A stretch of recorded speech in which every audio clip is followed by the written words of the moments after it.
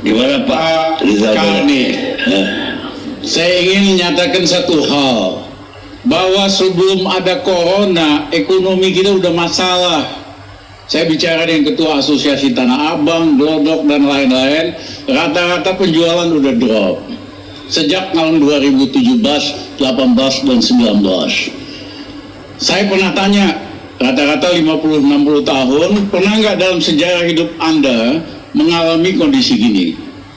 Mereka bilang hanya sekali, pada masa akhir Bung Karno dan awal Pak Harto. Loh, bukan 98 jeblok.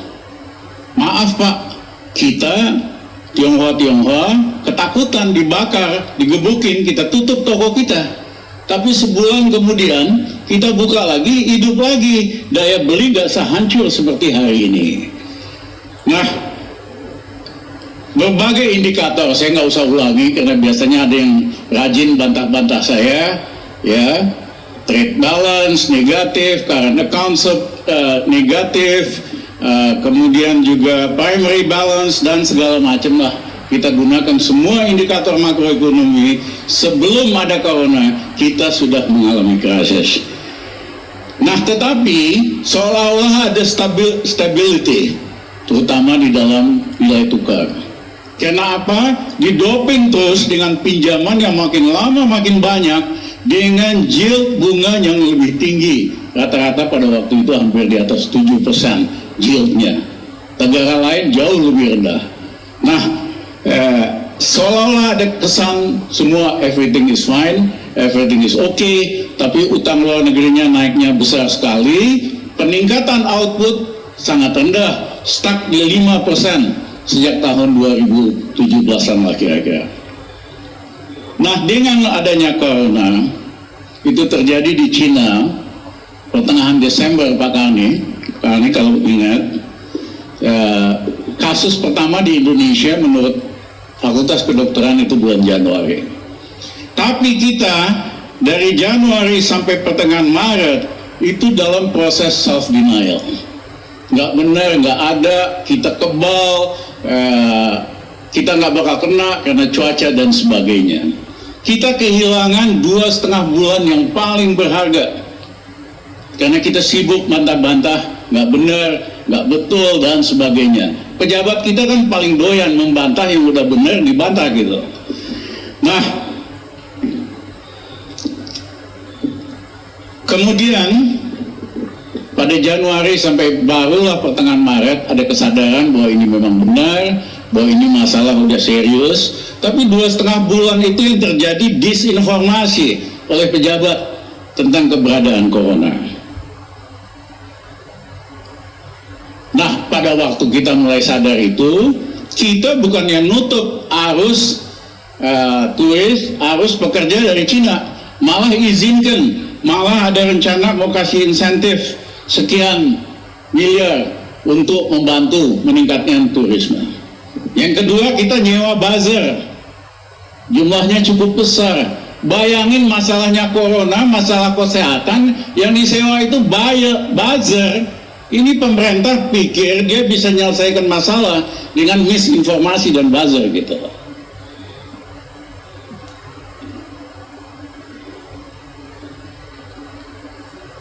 Ada juga pejabat yang tadinya super optimis kalau lihat pernyataannya. Ekonomi Indonesia bagus, makro bagus, stabil, begini, begitu. Tiba-tiba overnight, akhir Maret berubah menjadi super pesimis. Bahwa ekonomi Indonesia gara-gara corona, seolah-olah yang disalahkan hanya corona, bukan kebijakan sebelumnya yang super konservatif, yang ngawur, ya, dan tidak ada value added-nya. Itu tiba-tiba menjadi super pesimis bahwa ekonomi Indonesia bakal anjlok minus 2%. Sebetulnya ini hanya alasan yang dicari-cari untuk menjustifikasi, memberikan alasan bahwa budget defisit bisa ditingkatkan dari minus 3% GDP ke 5% GDP. Karena kalau ekonominya masih positif, tidak ada alasan untuk menaikkan budget defisit jadi 5%. Ya, mumpung ada corona, Mumpung ada corona, budget defisit kita tingkatin supaya bisa ngutang lebih besar. Otaknya ini kan cuma ngutang, ilmunya itu nggak lebih dan nggak kurang. Nah, budget defisit ditingkatkan 5%. Kenapa? Karena berdasarkan peraturan, limitnya memang 3% dari GDP. Kalau nggak presiden bisa di-impeach gitu loh. Jadi ini nyelamatin presiden juga supaya tidak di-impeach, supaya bisa jadi 5%. Saya sendiri, mohon maaf kalau teman-teman perhatikan ramalan saya di dalam bidang makroekonomi, di dalam bidang corporate, rata-rata itu nyaris tepat. Saya sendiri tidak sesuper pesimis itu. Saya masih yakin masih ada banyak cara supaya kalau anjlok pun ekonomi kita dari 5%, paling ke 2% atau maksimum 0%, nggak sampai negatif. Tapi tiba-tiba menteri yang super optimis jadi super pesimis hanya sekedar buat nyari alasan supaya budget defisit bisa dinaikin, supaya bisa ngutang lagi.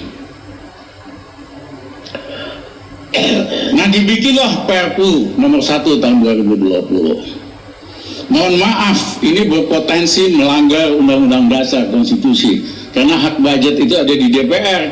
Kok bisa aja tiba-tiba pemerintah punya hak buat ubah APBN seenaknya? Kan sudah ada mekanismenya. Kalau ada apa perubahan indikator makro, tinggal dibikin RAPBN perubahan. Ya dari dulu waktu krisis juga kita sampai 4 kali kita ganti, jadi APBN kita ubah-ubah terus 4 kali dalam 1 tahun. Jadi tidak perlu nerbitin Perpu di mana hak budget yang dilindungi oleh Undang-Undang Dasar mau diambil dari DPR. Nah, yang kedua, di dalam Perpu itu ada pasal di mana jika terjadi kesalahan kebijakan tidak bisa dijadikan kasus hukum, tidak bisa dituntut. Wah, ini mah pintu masuk buat ngerampok lagi, buat bikin skandal lagi, skandal BLBI, skandal Senturi, skandal apa lagi. Kok nggak belajar dari sejarah? Pejabat itu mesti punya tanggung jawab publik. Di Korea tahun 98, Menteri Keuangan, Gubernur Bank Sentralnya masuk penjara karena kebijakannya dianggap merugikan negara besar-besaran. Ini enak aja, setiap bikin kasus yang merugikan negara triliunan bisa lolos. Nah, ini juga hal yang saya kira dihitungkan layak. Saya ingin kalau bisa grafiknya diperlihatkan. Bisa? Ya. Kalau semuanya normal, ada corona, kita cepat responnya, mengambil langkah-langkah yang tepat, itu yang terjadi garis hijau. Dalam waktu antara 3 atau maksimum 6 bulan kita recover lagi. Grafik V. Tetapi kenyataannya kita ini garis kuning. Mula-mula nolak, gak ada corona, gak mungkin dan sebagainya. Langkah-langkah yang diambil terlambat. Bayangin buat nyediain awal-awal krisis, buat nyediakan 2.000 alat kesehatan buat dokter aja kagak bisa. Ya. Nah, sehingga ini makin lama makin dalam. Respons makroekonominya juga lambat. Merentah pakai himbauan. Himbauan supaya yang kasih kredit atau leasing nggak usah bayar dulu, ditunda. Kok bisa merentah pakai himbauan? Merentah itu pakai peraturan. Saya dulu waktu zaman Gus Dur, kita berikan kredit diskon kepada pengusaha kecil 50%. Ada keputusannya sehingga bank-bank bisa pakai sebagai pegangan. Ini presiden, ini nggak usah dibayar, itu nggak usah deh. Apa dasarnya? Banyak pengusaha motor yang pinjam motor datang ke leasing. Pak, keputusan presiden begini, urus saja sana sama presiden, kita nggak mau kok. Merentah itu pakai keputusan, bukan himbauan. Nah, akibat model-model yang lambat ini, bisa-bisa recovery-nya 1 sampai 1,5 tahun. Nah, tapi persoalannya, bangsa kita nggak tahan. 2 bulan aja nggak tahan. apalagi kalau sampai 1 tahun.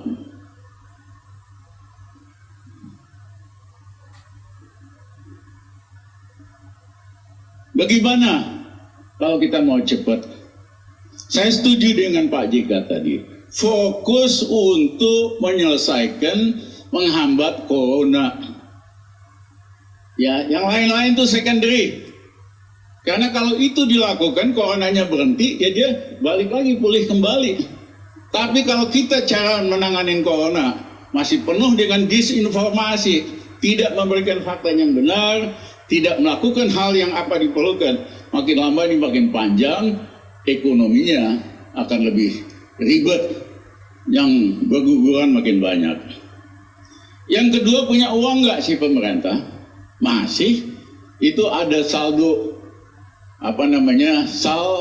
silva total 270 triliun.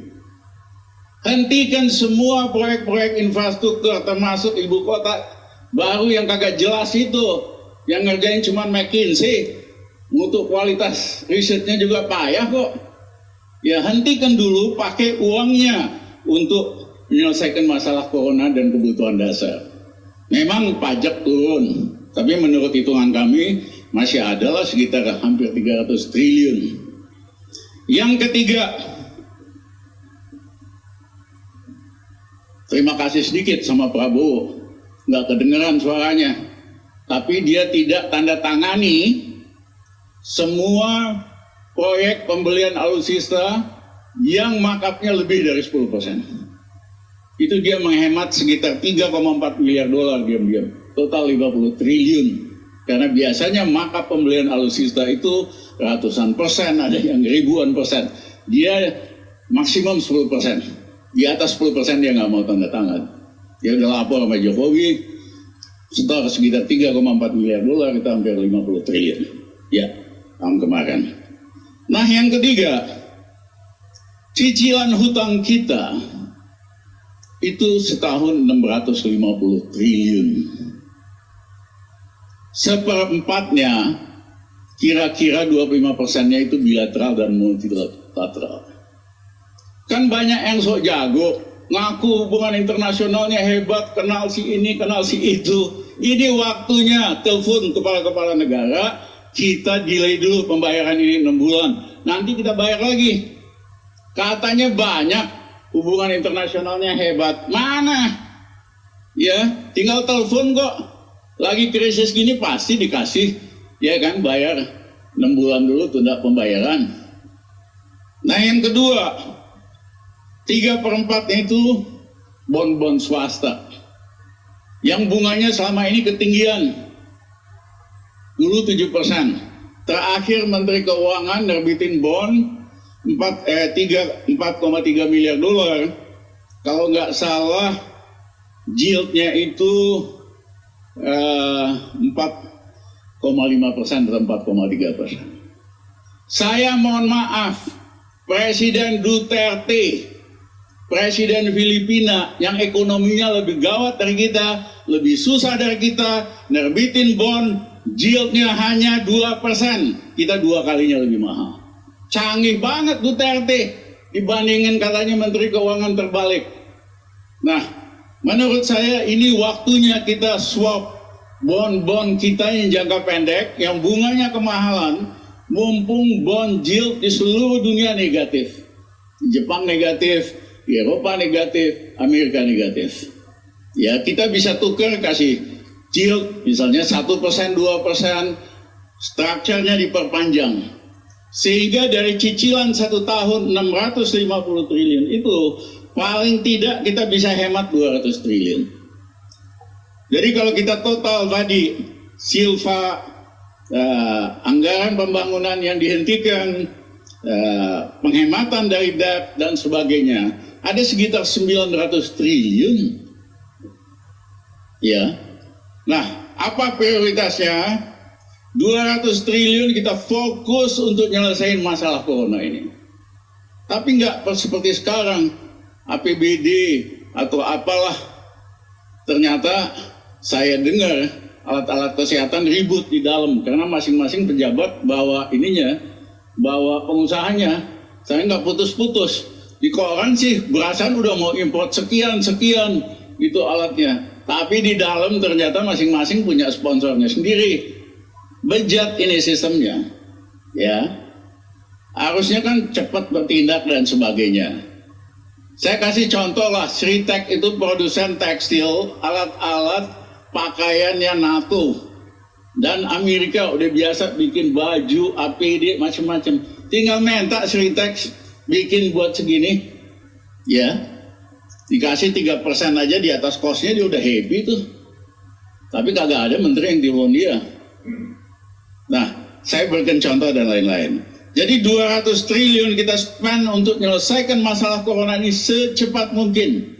Karena kalau kita lakukan itu, nanti semua masalah yang lainnya ikutannya akan selesai. Sumbernya mati. Nah yang kedua, 300 triliun kita pakai untuk bantu rakyat miskin dan pekerja harian.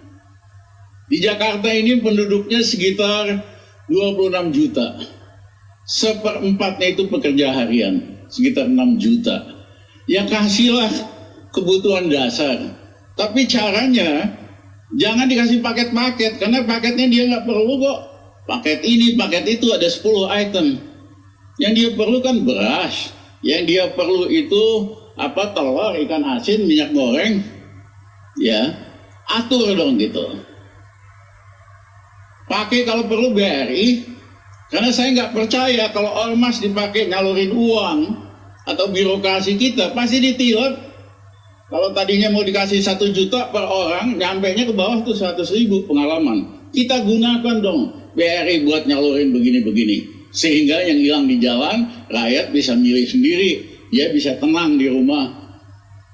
Kalau saya sih sederhana, kalau ada yang punya account, balance-nya 0,5 juta, kita kasih 1 juta. Yang nggak punya account, kita minta bikin account ATM sama BRI yang di atas 17 tahun. BRI itu punya cabang di seluruh Indonesia, punya satelit, kapasitas komputernya 4 kali dari BCA, jumlah transaksinya 3 kali dari BCA, walaupun kecil-kecil. Suruh rakyat bikin ATM selama 17 tahun, di atas 17 tahun. Sampai desa-desa dia punya cabang. Seneng kok dia dapat klien baru. Nah nanti kita salurin apa 1 juta per anak atau apa, sehingga betul-betul sampai sama rakyat. Nah kalau kita lakukan itu, bank juga istilahnya penetrasi bank lebih tinggi. Yang kedua, kalau lain kali ada masalah lagi, kita udah tahu caranya, siapa, segmen mana yang kita mau capai. Datanya kan bisa dipanggil anak-anak pinter tuh bikin data, big data analysis, segmen mana yang kita mau capai. Nah 200 triliun lagi kita spend untuk meningkatkan makanan. Saya awal corona udah bilang, hentikan semua proyek infrastruktur ini, fokus di dalam food production. Kenapa? Pada skala global akan terjadi kekurangan makanan. Sederhana, orang kalau diam di rumah, menengah atas dia konsumsi lebih banyak. Lihat aja banyak yang makin gendut selama krisis ini. Artinya konsumsinya naik 10%.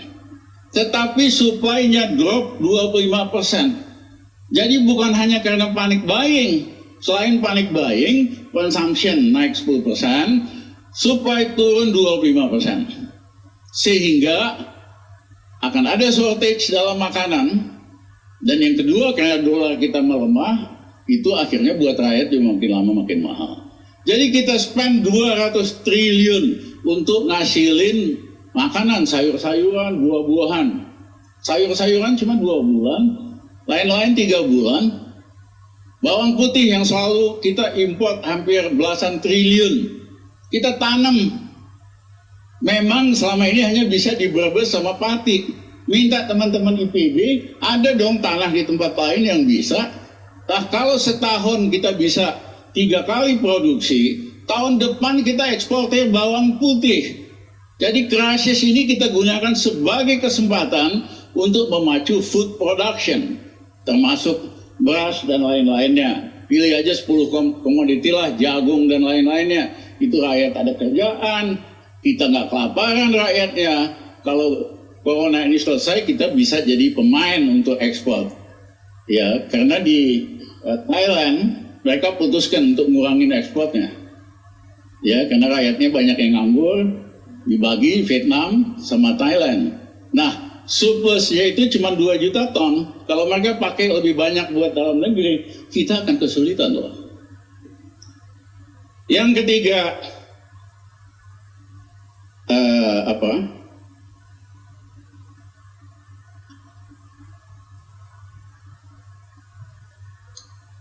Yang ketiga, harus dipahami akibat krisis corona ini terjadi geopolitical shift, strategic geopolitical shift.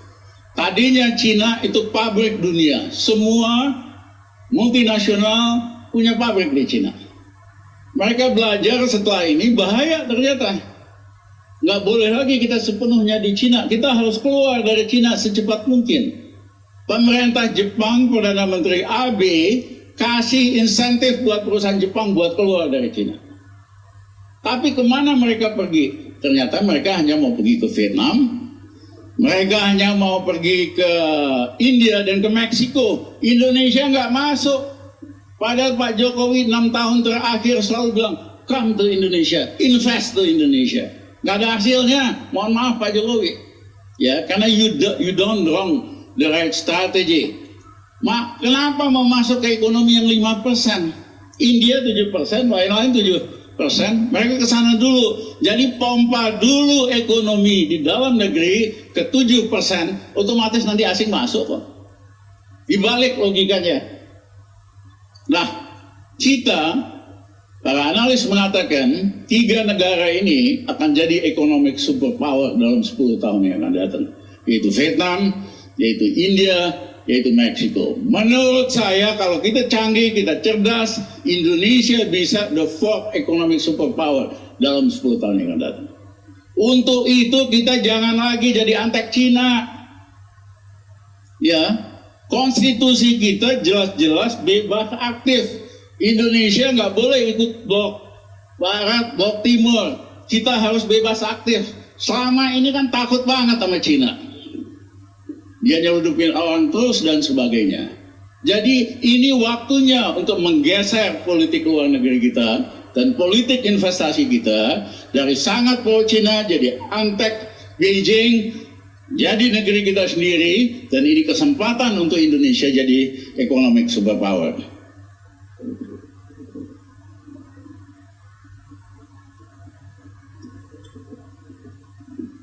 Saya mohon maaf. Tempat ya, ada ide mau nyetak uang, printing money. Mohon maaf, printing money pada saat pemerintahnya itu tidak kredibel, banyak KKN and abuse of power, printing money itu bahaya sekali. Pasti inflasi. Tapi yang penting begitu pemerintah Indonesia printing money, rupiah bisa anjlok ke 20.000 kok. Kecuali pemerintahnya jauh lebih kredibel hari ini. Nah, kembali ke grafik tadi, saya minta tolong dikasih lihat sekali lagi, Dik. Apa sih yang terjadi? Bayangkan samurai raksasa jatuh dari langit.